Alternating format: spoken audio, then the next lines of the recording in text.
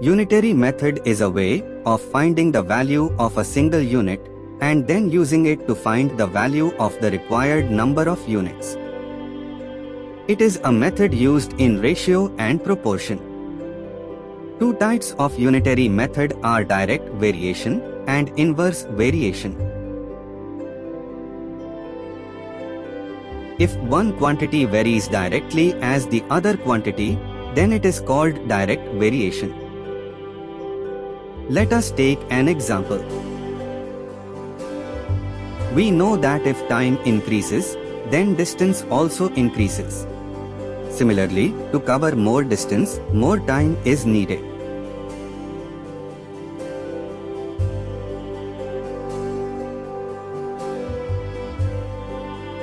The question here is, if 2 hours is needed to cover 100 kilometers, how much distance is covered in 5 hours?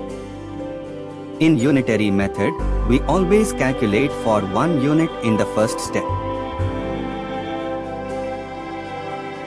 If the required quantity is more, then we have to multiply.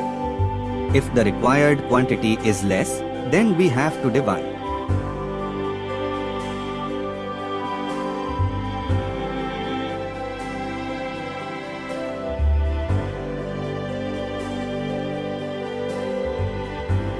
For 1 hour, the distance covered is less. We have to divide.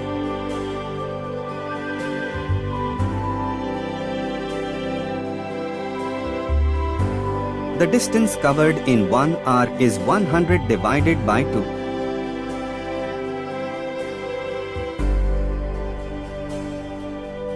Now increase the time to 5 hours. Obviously, distance covered in 5 hours is more. We have to multiply.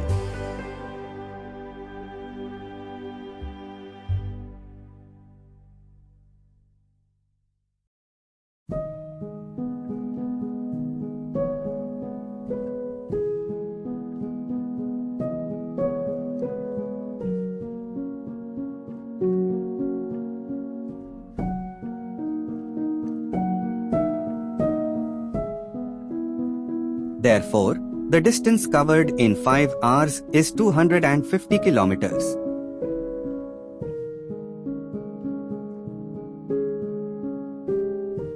Let us take another example of direct variation.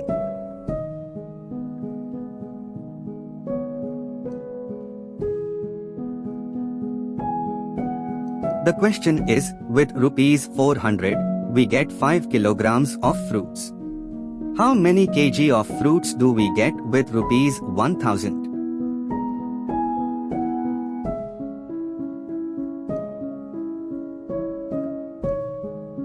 In unitary method, we first find the amount of fruits got with 1 rupee. When the amount is less, the quantity of fruits got is also less. This is direct variation. For less quantity, we have to divide.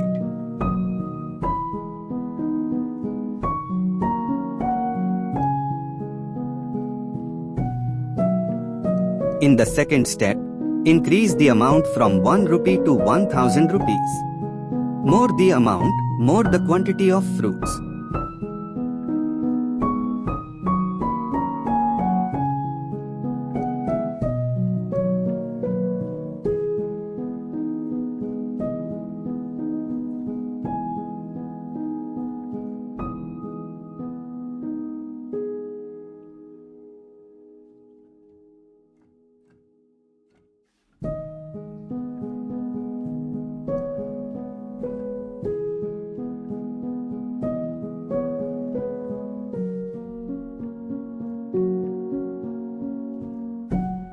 The amount of fruits bought for 1000 rupees is 12.5 kilograms.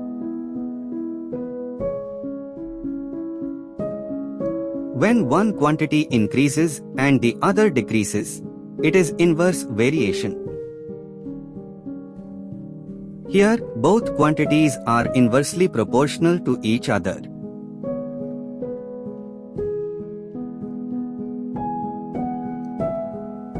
Let us take an example. it is common knowledge that work can be completed in less days with more number of people.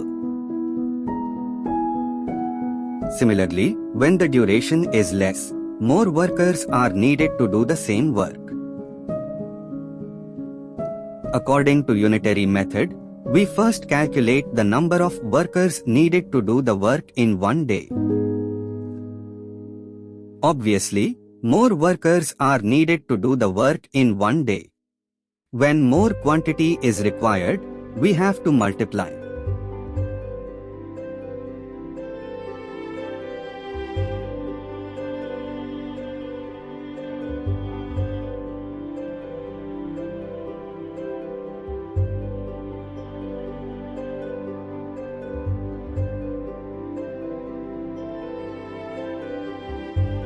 Now let us increase the duration to 10 days.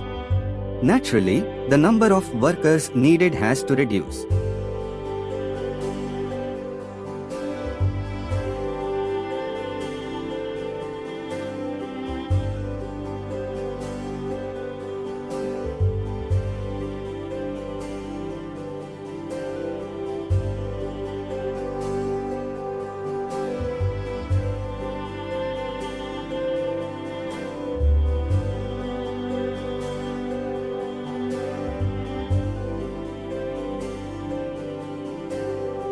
As the number of days decrease, number of people needed to do the same work increase. Let us take another example. The question is, if there is enough food for 500 people for 30 days, how long will the food last for 600 people?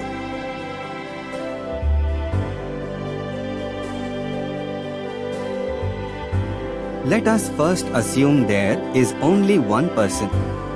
The number of days he needs to consume all the food is more. So we have to multiply.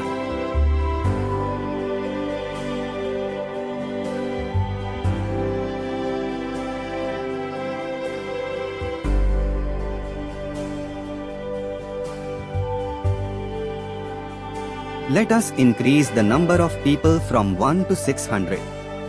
Food will be consumed in less than 15,000 days.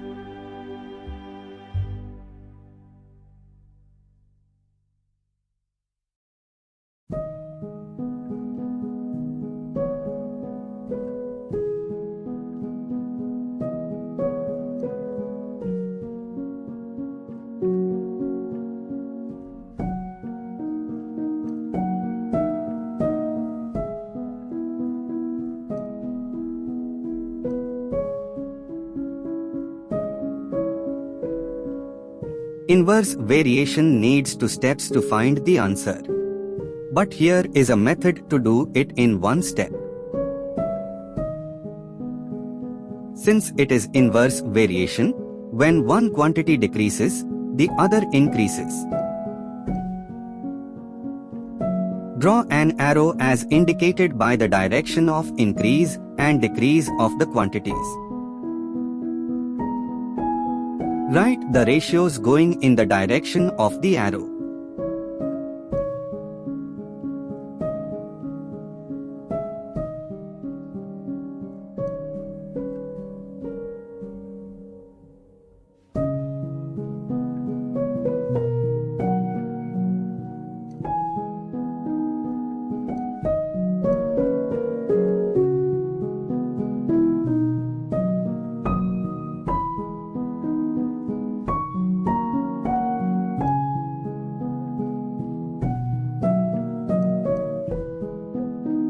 This is a single-step method where calculation for one unit need not be done. The same procedure is applicable for direct variation also. Here is a comparison and an easy way to do direct and inverse variation problems.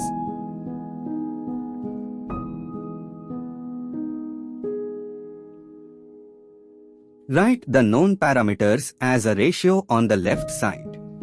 Equate it with the ratio of the unknown parameters on the right side. This can be solved by cross multiplication.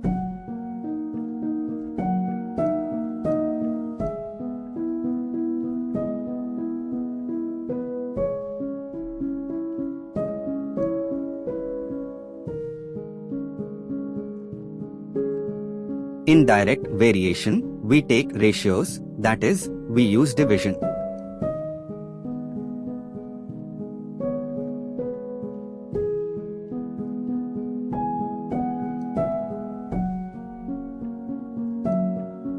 In inverse variation, we write the known and unknown parts as a product or multiplication.